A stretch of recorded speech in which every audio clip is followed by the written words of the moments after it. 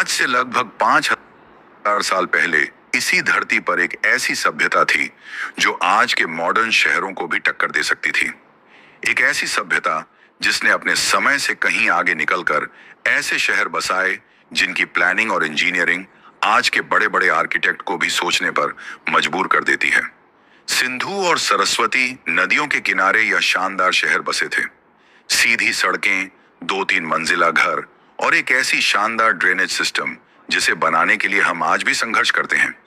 यहाँ गंदे पानी को बाहर निकालने के लिए ढकी हुई नालियों का एक ऐसा नेटवर्क बिछा था जो आज भी कई मॉडर्न शहरों के लिए एक सपना है। ये लोग कौन थे, कैसे रहते थे, उन्होंने यह सब कैसे कर दिखाया? उनके शहर किसी मेट्रोपॉलिटन सिटी जैसे थे। उनका व्यापार दूर मेसोपोटामिया तक फैला था और उनका समाज बेहद ऑर्गेनाइज्ड और शांतिप्रिय लगता था। लेकिन फिर अचानक सब कुछ शांत हो गया। एक विशाल सभ्यता जो मिस्र और मेसोपोटामिया की सभ्यताओं को मिलाकर भी उनसे बड़े इलाके में फैली थी, अपने शिखर पर पहुंचकर बस गायब हो गई। ना युद्ध के कोई बड़े निशान, ना राजा महाराजाओं के आलीशान महल या मकबरे, और ना ही कोई ऐसी किताब जो उनकी कहानी बता सके। बस एक रहस्यमयी खामोशी जो हजारों सालों से इतिहासकारों और पुरातत्वविदों को परेशान कर रही है। क्या हुआ था उन लाखों लोगों का? वो कहां चले गए? क्या यह किसी भयानक बाढ़ या सूखे का नतीजा था, किसी महामारी का कहर था, या फिर कोई ऐसा गहरा राज है जो आज तक दुनिया से छिपा हुआ है? आज हम इतिहास के उन्हीं धूल भरे पन्नों को पलटेंगे और आपको ले चलेंगे समय में पीछे एक ऐसे सफर पर जहां हम उजागर करेंगे हड़प्पा सभ्यता की पूरी कहानी, उनके शानदार उदय से लेकर उनके रहस्यमयी और अचानक हुए पतन तक। अगर आप रहस्यों के शौकीन हैं और भारत के गौरवशाली अतीत की इस सबसे बड़ी पहेली को सुलझाना चाहते हैं तो हमारे साथ बने रहिए, क्योंकि सच्चाई आपके होश उड़ा देगी। आगे बढ़ने से पहले आपसे एक छोटी सी अपील है। वीडियो को अंत तक जरूर देखिए, क्योंकि आज हम अपने इतिहास के एक अनोखे सफर पर निकलने वाले हैं। ऐसी वीडियो के लिए हमें घंटों रिसर्च करनी पड़ती है। पसंद आए तो लाइक कीजिए और चैनल को सब्सक्राइब कर लीजिए। यह कहानी शुरू होती है आज से करीब 200 साल पहले 19वीं सदी के ब्रिटिश भारत में। उस समय अंग्रेज अफसर और खोजी भारत के कोने कोने की छानबीन कर रहे थे। साल 1826 के आसपास एक ब्रिटिश खोजी चार्ल्स मैसन पंजाब के साहिवाल जिले के पास से गुजर रहे थे। उनकी नजर एक वीरान जगह पर बने जिसके चारों ओर अजीब तरह की पकी हुई ईंटें बिखरी थीं। गांव वाले उन ईंटों को भगवान का दिया तोहफा मानकर अपने घर बनाने के लिए इस्तेमाल कर रहे थे। मैसन ने अपनी किताब में इसका जिक्र तो किया, लेकिन उनकी बातों पर किसी ने ज्यादा ध्यान नहीं दिया। कई दशक बीत गए। साल 1856 में ब्रिटिश इंजीनियर जॉन और विलियम बर्टन कराची से लाहौर तक रेलवे लाइन बिछा रहे थे। ट्रैक के लिए उन्हें पत्थरों की जरूरत पड़ी। तभी किसी ने उन्हें पास के गांव हड़प्पा के खंडहरों के बारे में बताया, जहां हजारों की संख्या में बेहतरीन पकी हुई ईंटें मौजूद थीं। बर्टन बंधुओं के लिए तो यह जैसे खजाना था। उन्होंने बिना सोचे समझे उन प्राचीन ईंटों को उखाड़कर रेलवे ट्रैक के नीचे बिछाना शुरू कर दिया। वो इस बात से पूरी तरह अनजान थे कि वे दुनिया की सबसे पुरानी और सबसे एडवांस्ड सभ्यताओं में से एक के सबूतों को हमेशा के लिए मिटा रहे थे। इस घटना के बाद भारतीय पुरातत्व सर्वेक्षण के पहले डायरेक्टर जनरल अलेक्जेंडर कनिंघम ने 1850 और 1870 के दशक में कई बार इस जगह का दौरा किया। उन्हें वहां से कुछ अनोखी मोहरें मिली, जिन पर एक अनजान लिपि में कुछ लिखा था और एक बैल की तस्वीर बनी थी। कनिंघम इन चीजों की अहमियत तो समझ गए थे, लेकिन वह भी इसकी विशालता और प्राचीनता का सही अंदाजा नहीं लगा पाए। असली तूफान तो 20वीं सदी में आया। साल 1921 में भारतीय पुरातत्ववेता दयाराम साहनी ने भारतीय पुरातत्व सर्वेक्षण के director general sir John Marshall के नेतृत्व में हड़प्पा में एक व्यवस्थित खुदाई शुरू की। जैसे जैसे जमीन की परतें हटी, एक पूरे के पूरे शहर का नक्शा उभरने लगा। सुनियोजित सड़कें, घरों की लाइनें, नालियां। यह कोई मामूली गांव नहीं था, लेकिन कहानी यहीं खत्म नहीं हुई। अगले ही साल 1922 में हड़प्पा से लगभग 590 किलोमीटर दूर सिंध प्रांत के लड़काना जिले में एक और पुरातत्ववेत्ता राखाल दास बनर्जी एक बौद्ध स्तूप की खोज कर रहे थे। खुदाई के दौरान उन्हें स्तूप के नीचे वैसी ही मोहरें और ईंटें मिली जैसी हड़प्पा में मिली थी। उन्होंने तुरंत इसकी सूचना जॉन मार्शल को दी। जब मार्शल ने दोनों जगहों से मिली चीजों का मिलान किया तो उनके होश उड़ गए। उन्होंने ऐलान किया, यह कोई अलग थलग शहर नहीं है, यह एक ही महान और प्राचीन सभ्यता का हिस्सा है। उस दूसरे शहर का नाम था मोहनजोदड़ो, जिसका सिंधी भाषा में मतलब है मुर्दों का टीला। यह नाम इसलिए पड़ा क्योंकि वहां एक टीले पर बड़ी संख्या में इंसानी कंकाल मिले थे। इस खोज ने भारतीय इतिहास को हजारों साल पीछे धकेल दिया। दुनिया को पता चला कि जिस समय मिस्र और मेसोपोटामिया में महान सभ्यताएं पनप रही थीं, ठीक उसी समय भारत में भी एक कांस्य युगीन शहरी सभ्यता अपने शिखर पर थी। इसके बाद तो जैसे खोजों की झड़ी लग गई, एक के बाद एक शहर मिलने लगे। गुजरात में लोथल और धोलावीरा, राजस्थान में कालीबंगा, हरियाणा में राखीगढ़ी और पाकिस्तान में चहूदड़ो। आज तक इस सभ्यता के 1500 से ज्यादा ठिकाने खोजे जा चुके हैं, जिनमें से 900 से ज्यादा भारत में हैं। लेकिन सवाल यह था, ये लोग कौन थे? ये सभ्यता आई कहां से? क्या यह अचानक ही पैदा हो गई थी? इस सवाल का जवाब हमें और भी पीछे ले जाता है, एक ऐसी जगह पर जहां इस महान सभ्यता के बीज बोए गए थे। हड़प्पा सभ्यता किसी शून्य से पैदा नहीं हुई थी। इसकी जड़ें हजारों साल पुरानी हैं, जो हमें नवपाषाण काल तक ले जाती हैं। कहानी शुरू होती है आज के पाकिस्तान के बलूचिस्तान में बसे मेहरगढ़ नाम की एक जगह से। यह बोलन नदी के पास एक उपजाऊ मैदान में बसा एक प्राचीन स्थल है, जिसे हड़प्पा सभ्यता का अग्रदूत या बीज माना जाता है। आज से लगभग 9000 साल पहले, यानी 7000 ईसा पूर्व के आसपास, मेहरगढ़ में दक्षिण एशिया के कुछ शुरुआती किसानों और पशुपालकों ने बसना शुरू किया। यह लोग शिकारी जीवन छोड़कर एक स्थायी जीवन की ओर बढ़ रहे थे।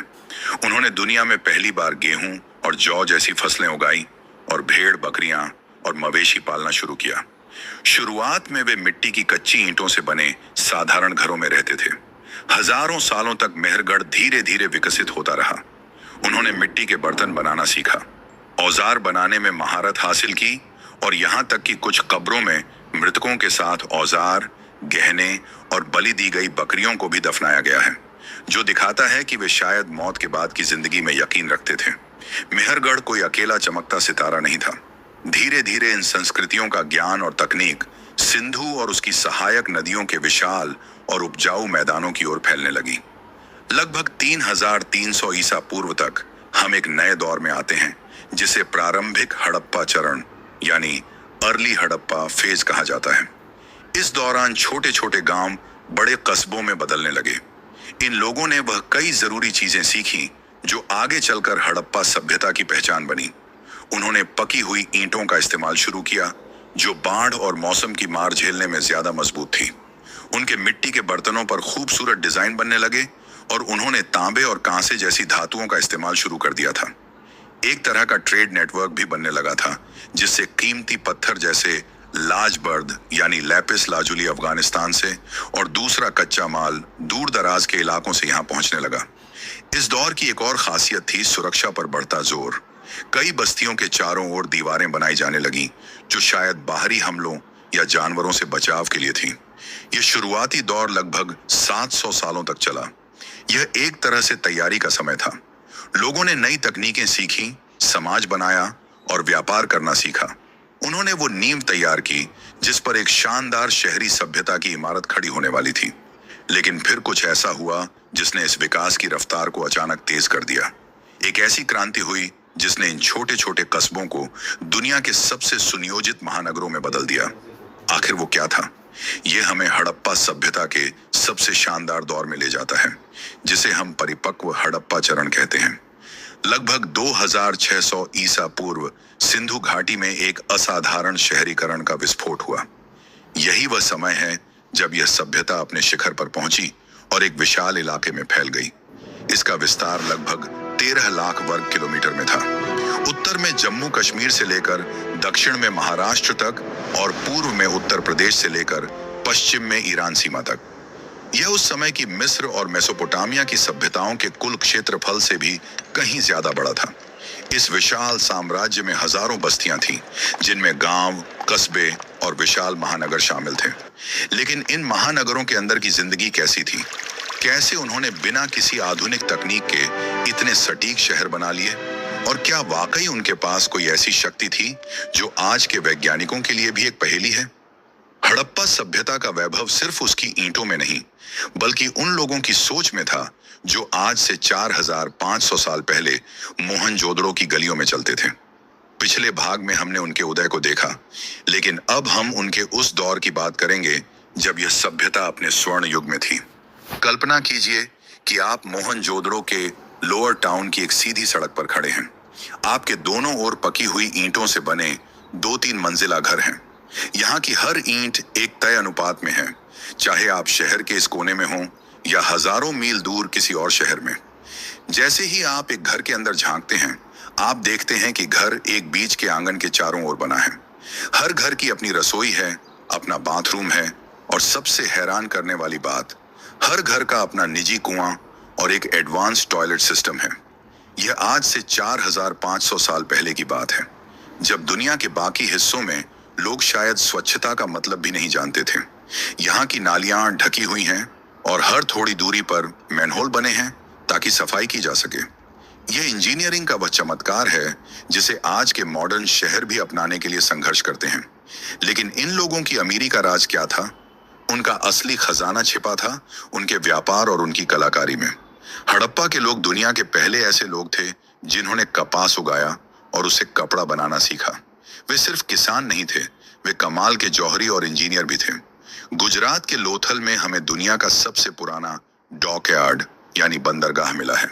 यहाँ से इनके जहाज साबरमती नदी के रास्ते अरब सागर में उतरते थे और महीनों का सफर तय करके मेसोपोटामिया तक जाते थे।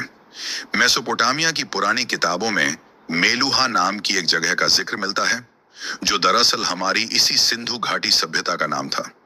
वहां के राजा यहाँ से हाथी दांत, सोना, तांबा और कीमती पत्थर जैसे लैपिस लाजुली मंगवाते थे। व्यापार में ईमानदारी बनाए रखने के लिए इन लोगों ने पत्थर के बाट बनाए थे जो 16 के गुणकों में थे। यह सिस्टम इतना सटीक था कि हजारों किलोमीटर दूर भी वजन का माप एक जैसा रहता था। सिर्फ व्यापार ही नहीं, उनकी कलाकारी भी आज हमें दंग कर देती है।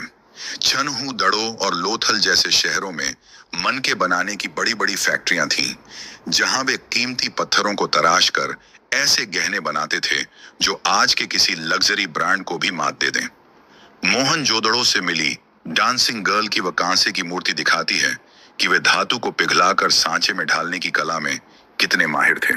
और उनकी सबसे बड़ी पहेली उनकी मोहरें।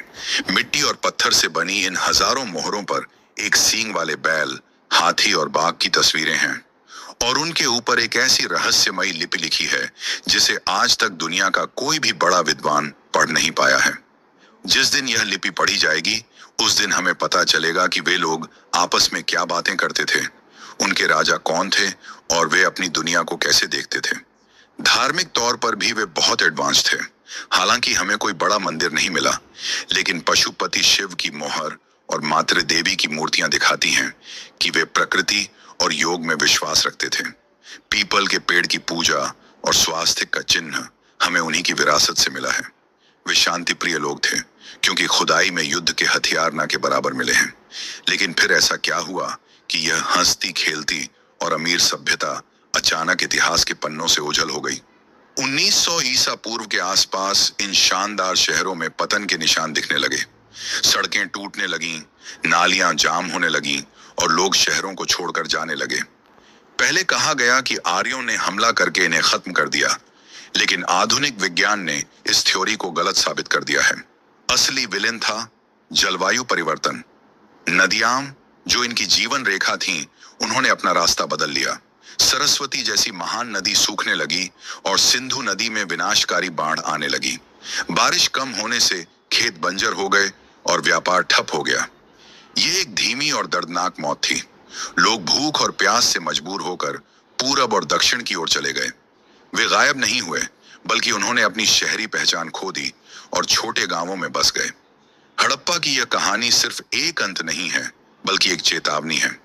यह हमें याद दिलाती है कि चाहे हम कितने भी आधुनिक क्यों ना हो जाएं, प्रकृति के सामने हम हमेशा नाजुक हैं। उन्होंने क्लाइमेट चेंज का सामना किया और हार गए। आज जब हम फिर से उसी ग्लोबल वार्मिंग और सूखती नदियों के संकट से जूझ रहे हैं, तो हड़प्पा के खंडहर हमें चुपचाप आगाह कर रहे हैं। क्या हम उनकी इस चेतावनी को सुन पाएंगे? दोस्तों, अगर आपको भारत के इस गौरवशाली और रहस्यमयी अतीत का ये सफर पसंद आया हो, तो इस वीडियो को लाइक और शेयर जरूर करें। आपकी मिट्टी का इतिहास ही आपकी असली पहचान है। हमारे साथ बने रहने के लिए धन्यवाद।